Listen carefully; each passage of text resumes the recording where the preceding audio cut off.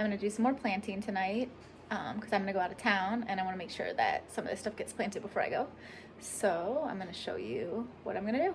We're gonna plant some of the warmer weather stuff. Tomatoes, we're gonna try peppers, we've never been very good at it. Eggplants, we're gonna do some herbs, dill, we're gonna do some more lettuce and arugula because we like that. A bunch of herbs, oregano, cilantro, parsley, basil. And then I like having marigolds because they help keep pests away and they're cute. So we're gonna do all these.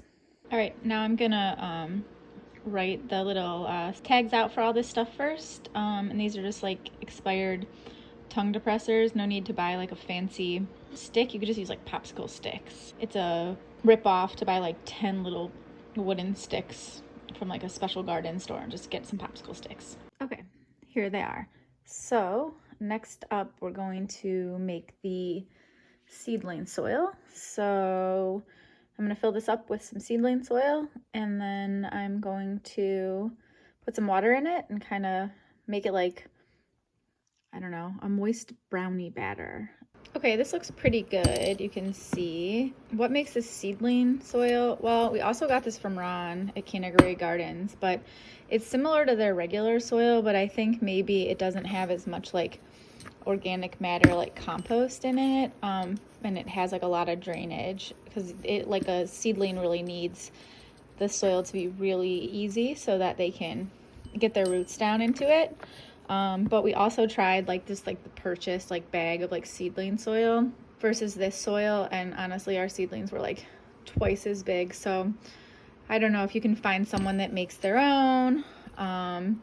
Might be better than some of the expensive bag stuff. So now I'm gonna fill up these things. Okay, so here they are, all filled up just loosely.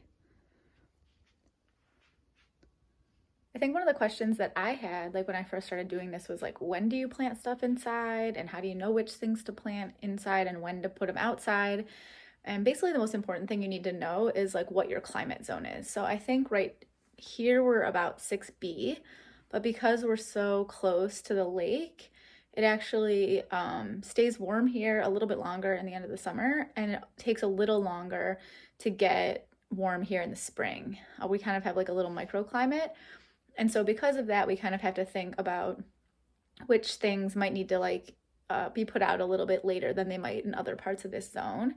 And so once you know what zone you're in, then you can sort of look up for that zone for each different plant, you know, when you should start it indoors and like what's the time frame of putting stuff outdoors. All right, so I don't have like a camera stand, so I'm gonna have to plant all these and I'm not gonna be able to film it, but I'm just gonna show you sort of what I do. So basically what I do is go around and in each one I just kind of make like a little hole, really shallow. Usually seeds don't need to be very deep.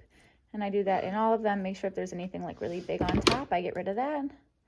And then I do that for all of them. And then for the seeds, it'll usually tell you how many seeds you want to put in each hole, but depending on the seed, how small it is, that might be harder or easier, but usually it's like 2 to 3 seeds that you want to put. Okay, so these guys are all planted now, and I just put the little signs there.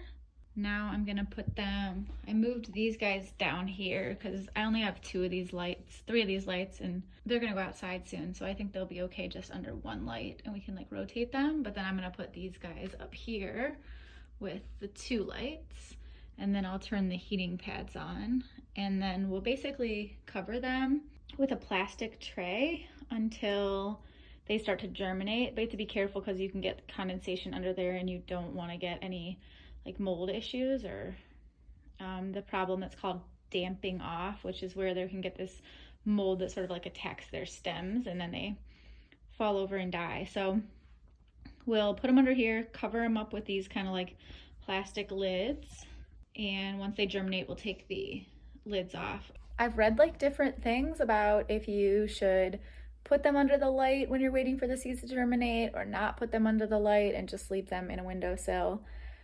I've been just putting them under the light because it's easy with like our setup for how we have all the lights set up, and it seems to work okay, but do what you think is best. But basically we keep them under the light even before they germinate. One of the coolest things about gardening is like seeing what the seeds of different things look at. Like this is oregano, like that's so tiny. Well then, and look at these are marigold seeds. Like these are so cool. So yeah, I got seeds from Fusion Seeds last year, and they sell them at a garden store, so I'll pick those up if I don't have like some other ones. But I like Ohio Heirloom Seeds. Seems like they're like a small place that they, you know, whatever, they package seeds and sell them in Ohio, but I found that their seeds seem to do really, really well. Okay, so that's it. I usually like prop up a little bit the lid just because I don't know, ours just tend to get some condensation, and then we've had some issues with what I said, the damping off. So there they go, and they got their heat pads, and I'm about to turn these lights off for the night. And here's these little cute guys that came back inside after hardening off. Okay, that's it.